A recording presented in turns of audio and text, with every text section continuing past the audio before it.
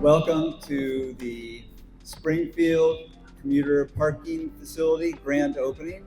It is a 6-story facility with well over 1,000 parking spaces. It also has a 7-bay bus transit center, 2 dedicated commuter slug lines, a 100 unit storage for bicycles, and a pedestrian bridge across Old Keenville. It's also a place that we hope will become a center for the community.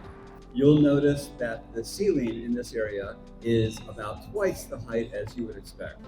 That was purposely designed so that food trucks and other kinds of activities could take place in this on evenings and weekends, and we hope to see that happen. Even more exciting, up on the roof, we have a beautiful new plaza, rooftop plaza, that will be available to community groups to use and reserve for all types of activities.